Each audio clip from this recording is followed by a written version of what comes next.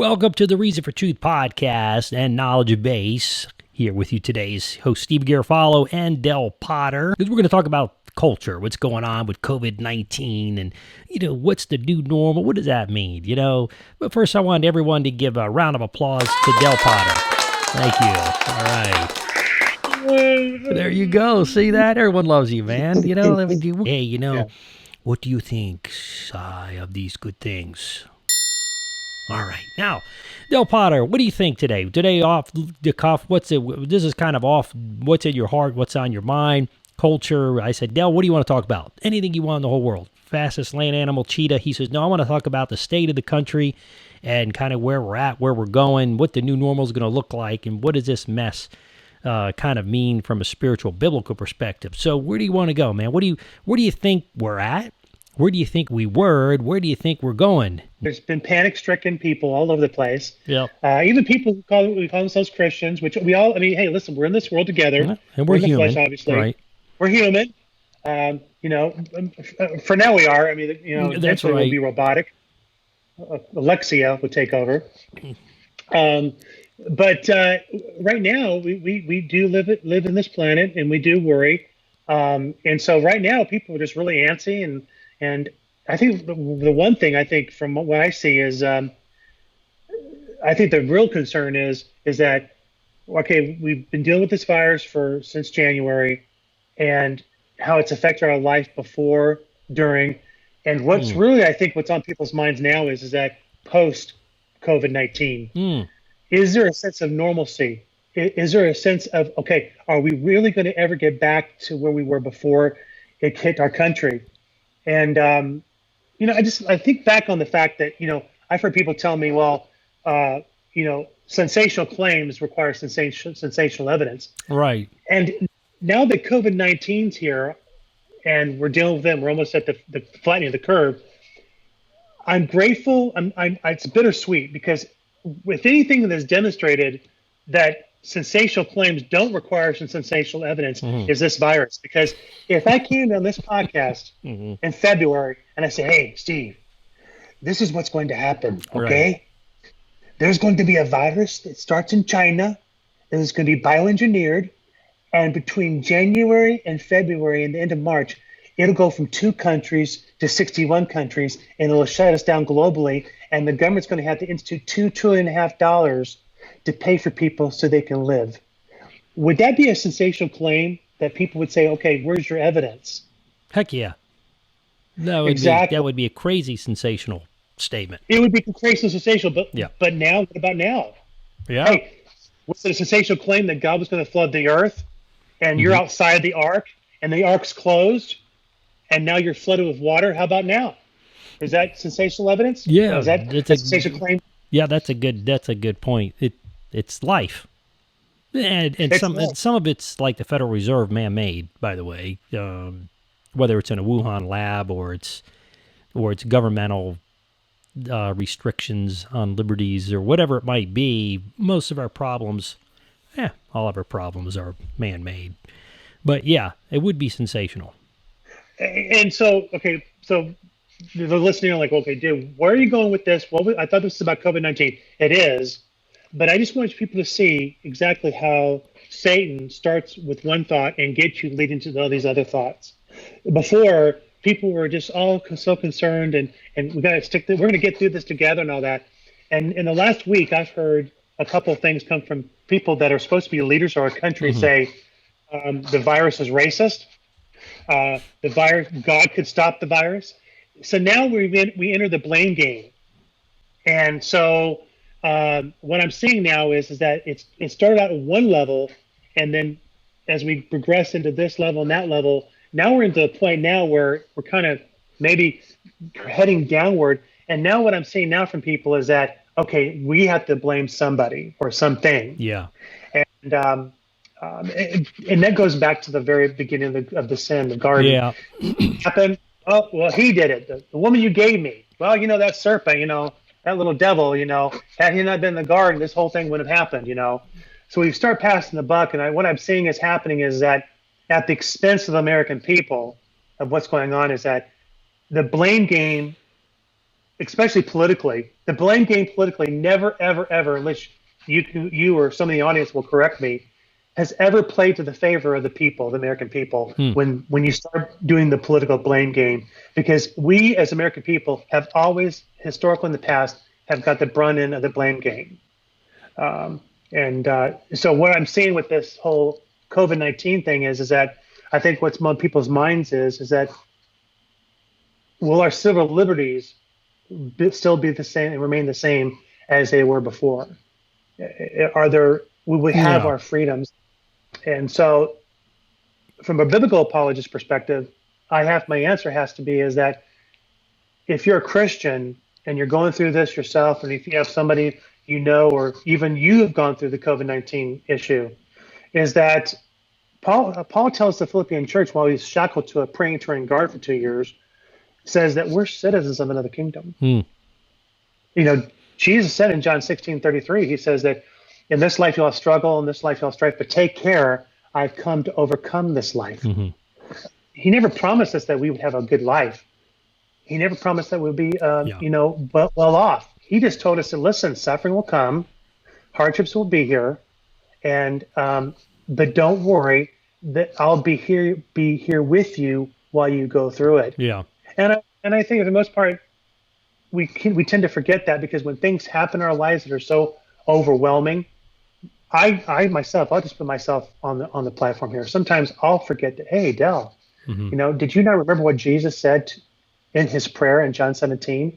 He says, I have given them your word, and the world has hated them, for they are not of the world any more than I am of the world.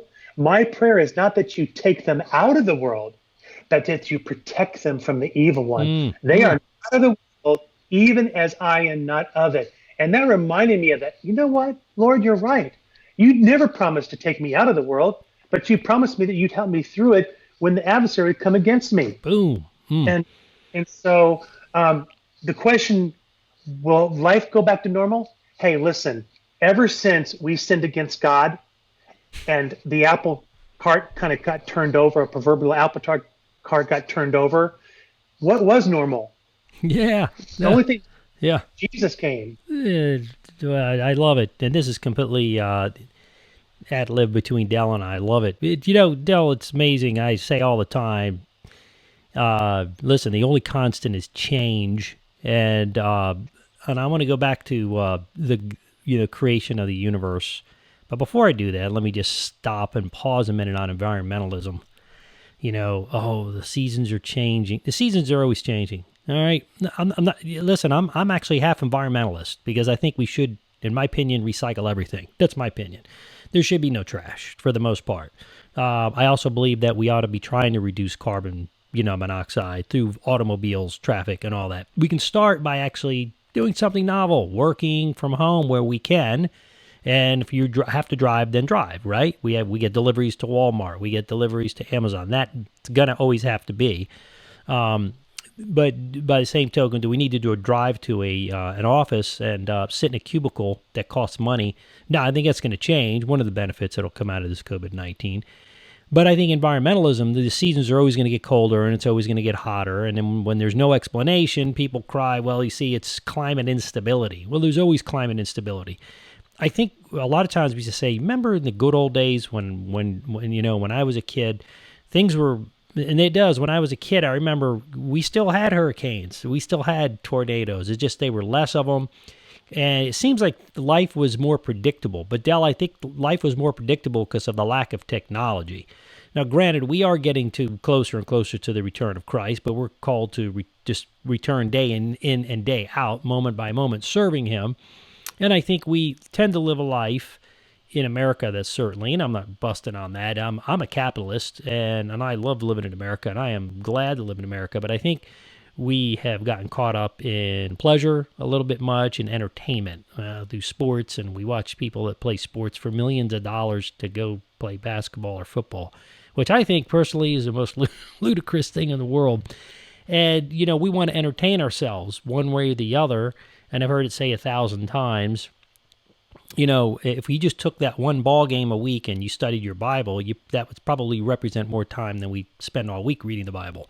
Some people will say you're crazy and you're religious. All right, well, call me crazy and religious, and it doesn't have to be watching the ball game. It can be anything else. It could be that you are consumed by your lawn and making it look perfect. It could be that you just want to go and get on the internet or do it. It could be a lot of things. It could be even good things. It could be that you're so consumed by ministry in church that you forget to get time with the Lord as you ought to, or you're so consumed with time at church that you tend to be not serving outside of the church and not fulfilling the Great Commission. So, anyways, going back to look at the creation of the universe, it's always was changing. Adam and Eve, that didn't last forever. Listen, they sinned and they got thrown out of the garden, and boom, then you go and you got every story. Look at the Book of Kings is a great example. Good king, we were talking about that last podcast. Good king, bad king. Good king, bad king. Persecuted, God delivers you. Persecuted, God delivers you.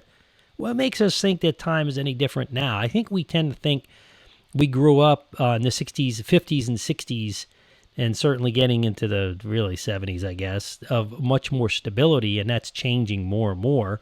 I think it's just sin is on the increase.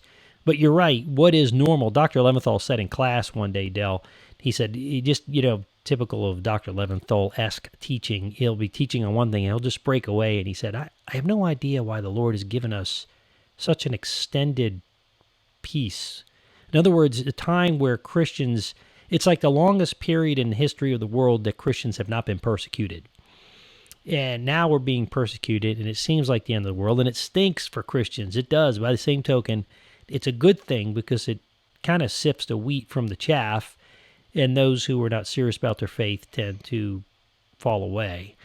So change. Change is always going to be happening. And what you said in the beginning, you nailed it in the sense that we're to keep our eyes on the peak. That's God.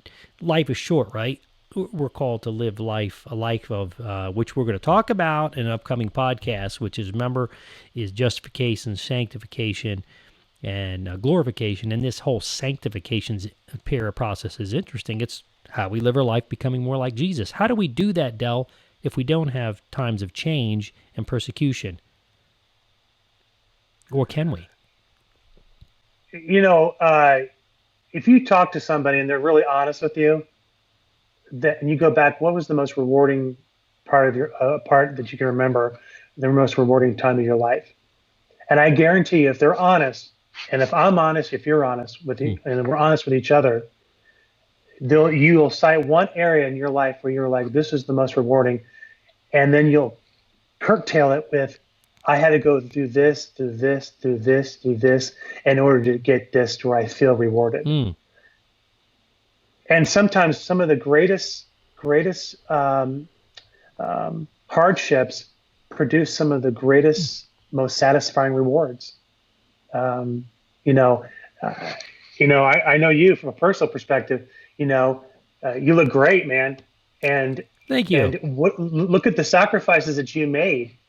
Remember, if some of the listeners and viewers may not know, you were in an accident and you had to go through great pains, physically, emotional, spiritual pain, to get through that. Those are hardships. Jesus said, then, go ahead. Yeah. By the way, I want to hear what Jesus said. When I was going through physical therapy, I remember going in there saying, no pain, no gain. And my therapists were like, they looked at me like I was nuts. And I thought, why is that? I mean, because with no pain, you're not going to get better.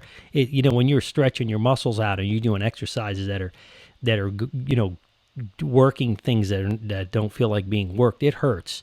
And they just looked at me. I think, man, they're going to put me away and call the cops on me or something. But I was it wasn't like I'm looking forward to the pain. It's just that I want to get better, and I realize pain's part of it. But that is part of the Christian walk. Huh? Easy to say, hard to say. But what were we saying with Jesus? Now you're talking Jesus. Jesus said. Well, I was following what Jesus said earlier in John 16:33. That, I said earlier, in this life you'll have struggles and strives, but take care. I've come to overcome this life. God promises. He even warned us. He says, "Listen, I'm sending you out as sheep among wolves. Be shrewd as a snake and gentle as a dove." He's sending us out into harm's way. Things are going to get difficult. But the greatest thing, like I was talking about your accident and your real rehabilitation, is that you look at back at now, and you're like, man, it was worth every pain, Mm. every stretch, every every session that I had to go through where they had to rehabilitate my part of my body. Um, you know, when I lift, one of the things lifter when I played football, one of the things that we tried to do in the weight room was what they call muscle failure. And people think, well, gosh, that doesn't sound very good. Muscle failure.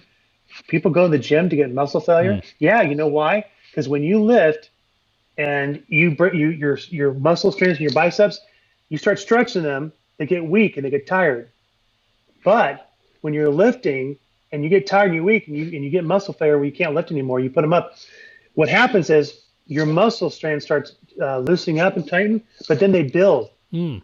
they rebuild. So So you have to tear them, sometimes is right? You have to tear, almost not in a bad way, but you're almost stretching, but tearing that muscle. When it rebuilds, it builds stronger. Isn't that how you build it muscle? rebuilds back stronger than Yeah. ever before.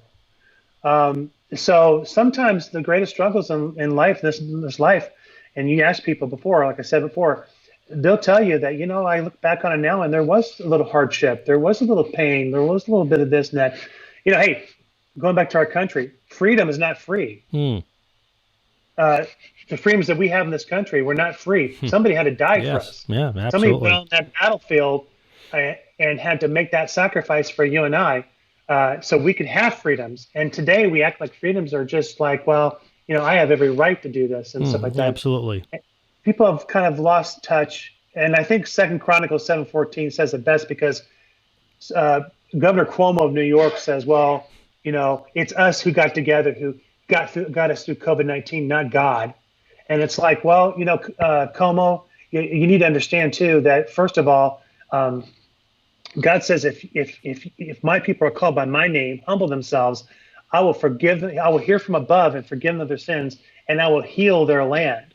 Mm. The reason why God has not come in and reached down, I'll tell you why. When you institute sodomy into the country and you market sexual immorality, you make alcohol as a necessity during a COVID outbreak and make alcohol and drinking spirits essential over the Holy Spirit is non essential by closing God's doors and trying to regulate Him and trying to regulate God's people from praying and being called upon His name to ask Him to heal our land. What do you think is going to happen? God's not going to listen to you, Cuomo. He's going to give you over to your selfish sins. And you keep on, and what's going to happen is it's going to get worse. And you know what? It has, because did you know this? I just heard about this today. New York is almost about ready to experience a second wave of COVID-19. Unbelievable. And I expect that to happen. They had their population so high. And what's amazing is Como, man, is I think he's nuts for saying that. It's one thing, listen, to maybe not endorse God. That's one thing. Another thing to go against God. ESV says in Galatians 6:7, do not be deceived. God is not mocked. For whatever one sows, that will he also reap. And you're right. Como may be in for a little bit, and unfortunately, being the leader, a lot of times people don't realize that governments can cause pain upon their people, and actually, governments can cause people to sin. And I think you're going to see that a little bit with Como going on here, and I think that I don't understand why he would say something like that. He's Italian. He's supposed to be Catholic or Christian, whatever. And the Jewish people that support him in his district as well should know that to make such a statement, I would never vote for somebody who said something like that. Always vote for the better person, but I have to admit to you, to try to mock God that way, I don't know that I can cast my vote for that. That's a little bit blunt. Don't you think so? And not just that, it's like, okay, all right, you put that on God, and you say, well, we're the ones who got through this. Well, last time I checked, it wasn't you and your administration that accidentally sent COVID-19 people down to the ship Comfort Yeah, when that ship yeah, initially was supposed yeah, to be for non-COVID-19. yeah, That was a mistake. yeah. Would it not? I mean, before we start putting God on the altar of sacrifice, maybe we should start putting God on the pedestal and put us on the altar sacrifice, because it is God who's perfect and holy and righteous, not man. Right. Man is the one that makes mistakes. Hey, listen, last time I checked, Como, if you remember in 2000, that when the airplanes hit the buildings, instead of telling people to get out, and I know he wasn't the governor then, but this goes back to man itself. They were the first responders were telling people to get back into the building, not leave the building, because they said the safest place was in the building. Guess what happened to the building? Yeah. Now people say, well, that's being cruel to sit there and put that on these first responders. I'm not doing that at this point. What I'm doing is saying that men make mistakes. Yes. And to put that kind of, what you said, on God, who doesn't make mistakes, and then blame God for your mistakes because A, you rejected God, you put abortion as your highlight reel on the top of the needle of your building. When you advocate for abortion up to birth, immorality, when you reject God and denounce Him, you think He's going to come to your aid? No, He's going to laugh at your calamity. Governments need to be careful not to speak at such a way. You're seeing more and more of that out of the Democratic Party, where they're mocking for praying for national disasters. And I think it's just a dangerous place. I hope people will take that into consideration when they support any politician on either side of the Bible. If they're going to do that, I think they need to be, there needs to be some consequences here in terms of the polls. But that's up to the people. We have a democracy. People can vote. They don't have to vote. They could vote for the person who is the least likely to represent God, and they could vote for the person who's most likely to represent God. Very interesting, and I appreciate that. I think that I have to say that I think, Del, where we're heading is the new normal. The new normal is I've heard it said today. I read a good article. The COVID-19 is like a very severe case of the flu, which it is. It's killing mostly people who have diabetes and overweight and have heart problems, and that are really not in good health to begin with. I'm not playing that down.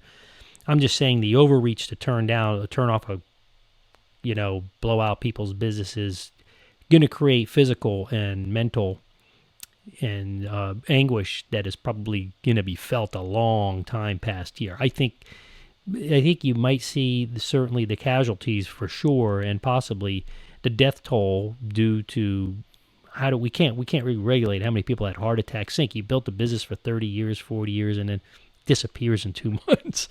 That's usually what you see with communist countries who come in and the government control takes it by force. This is not quite that way, but kind of it is by forcing it. I'm not really a supporter of how it was handled.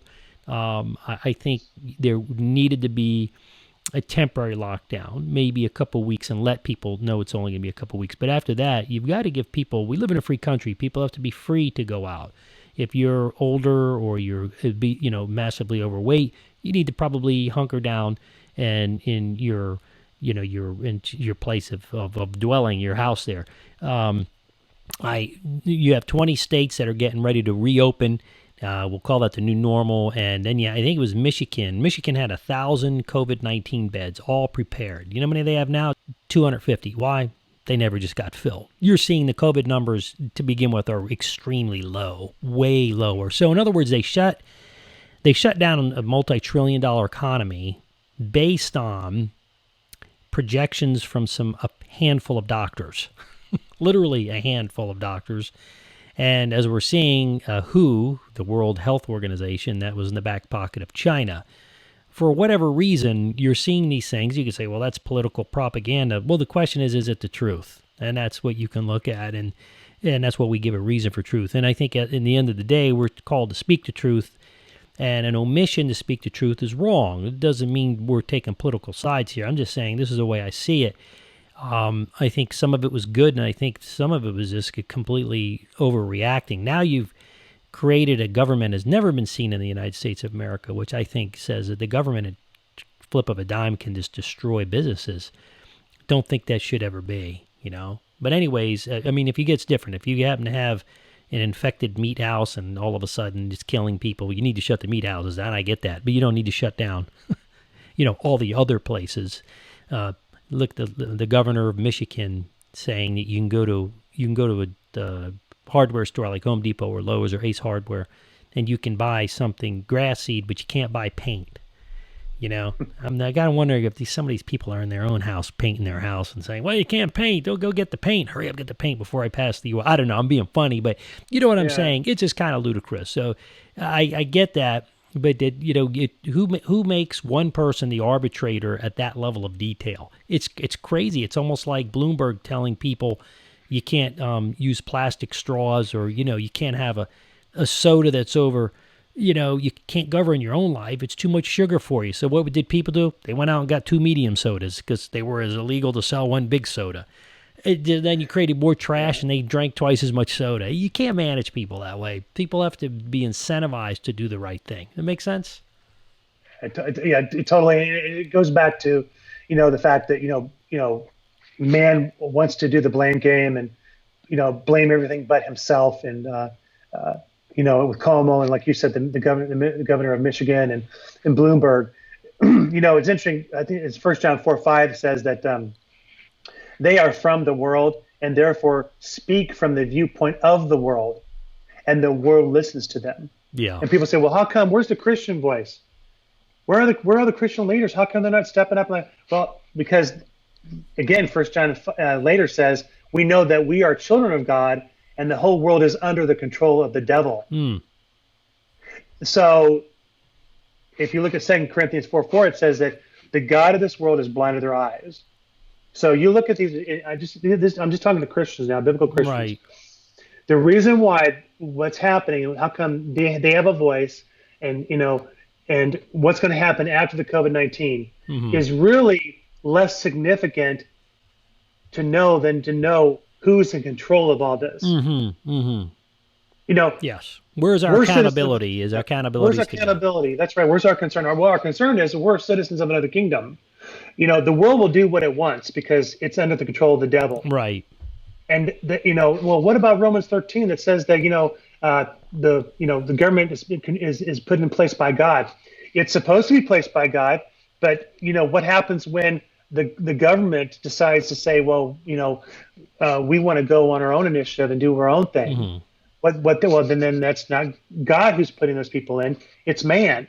And that's where we Christians have to realize and say, you know what? We're in the world, but we're not of the world. And if life never turns back to normal again, that's okay. Because Jesus promised us the world wasn't normal from the very beginning. And that's the reason why Paul says it's the peace that surpasses all understanding. It's the peace of Christ. Yeah, that's right. It gives us the peace. So even if things don't, I'm just going to throw this out here, just for my peace of mind too, and my wife's. Let's say things don't go back to normal, and things in some places it would look like they look at us and say, man, America's just gone communist after COVID-19. Even if that worst case scenario happened, the wonderful, great thing about it is that for us Christians, it's business as usual. Yeah, oh gosh, what a great way to put it. You just nailed what I've been wrestling in my heart with. You just nailed it, Del. It's business as usual. You're right. In other words, those external things shouldn't really affect the way we see the world. Romans 13, and I just want to interject that. Christians should obey the law. This is in the NCV. I really like this version. It's I wouldn't study it. It's the New Century version, but it's just so colorful. It says, all of you must yield to the government rulers. No one rules unless God has given him the power to rule. And no one rules now without that power from God. So those who are against the government are really against what God has commanded, and they will bring punishment on themselves. Those who do right do not have to fear the rulers. Only those who do wrong fear them. Do you want to be unafraid of the rulers? Then do what is right, and they will praise you. The ruler is God's servant to help you. But if you do wrong, then be afraid. He has the power to punish. He is God's servant to punish those who do wrong. So you must yield to the government, not only because you might be punished, but because you know it is right. This is also why you pay taxes. Rulers are working for God and give their time to their work. Pay everyone then what you owe. If you owe any kind of tax, pay it, and show respect and honor to them all. Now, I will say this as well. It doesn't mean in our democracy we can't speak against things that are immoral. That's because we're doing that right now. But at the end of the day, if the governor says here's a stay-at-home order, I gotta have the stay-at-home order, and you're getting into civil disobedience there's only few cases where civil disobedience, that's to deny the government tries to force you to do something that's immoral. Then yeah, you should. I would say that shutting out your business is on the line there, but we've obeyed the law, and that's where it's at. But I think that. By the same token, if you look at the people out in Michigan, Del, and they got frustrated, they had over 1,000 cars honking horns.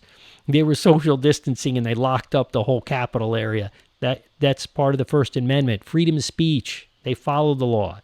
What is the government going to do? Say, can't drive your car within so many feet? I guess they could, but then they're really getting over restrictive. Then they're talking about you're playing on the line there of pushing civil disobedience and really then suppressing a people beyond measure on here. Then you have to deny people's right free speech. But anyways, in closing, what are your thoughts? Where do you think we end up at this? Who knows?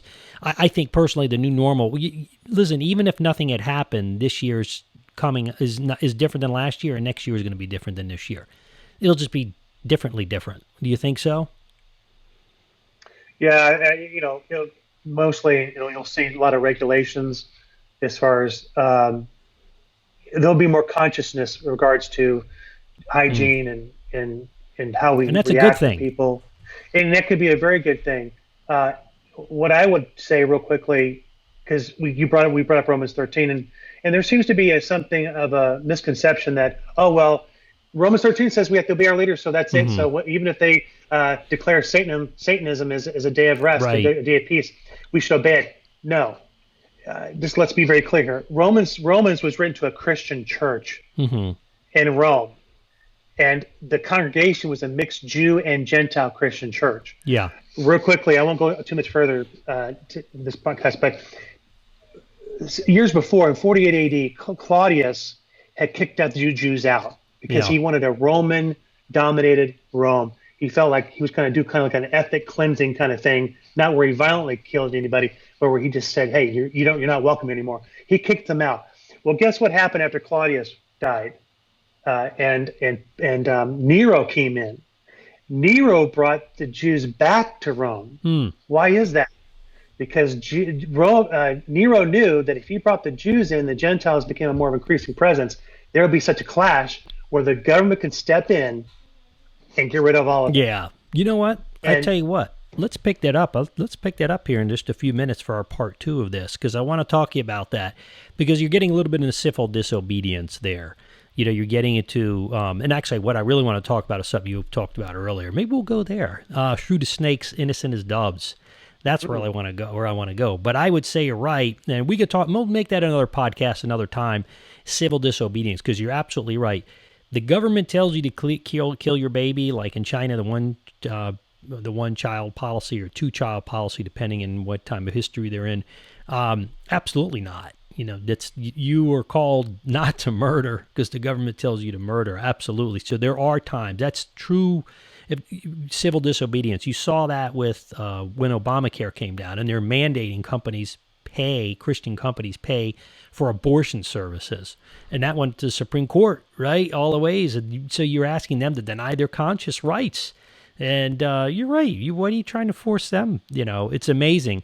So there are times of civil disobedience. Let's pick that up in a separate podcast. But what I want to do is, in our next podcast, I want to address really what, that whole meaning of be shrewd as snakes but innocent as doves. Is that cool? So let's wrap this one up. This is your Reason for Truth for today. I'm your host, Stephen Garofalo, here with Del Potter, and we appreciate you tuning in. Listen, if you're watching this on video, make sure that you go ahead and on YouTube, give us a thumbs up, leave any comments if you would, and make sure you subscribe, and you won't miss any of these. Do the same thing on audio. If you're listening on audio and podcast, make sure you give us 5 stars on iTunes.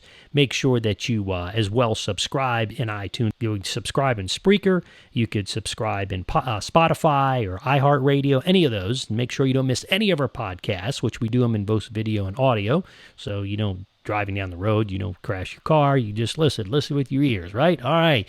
Appreciate you tuning in today. God's blessings to you. Del Potter, I'm Stephen Garofalo. This is your Reason for Truth for today.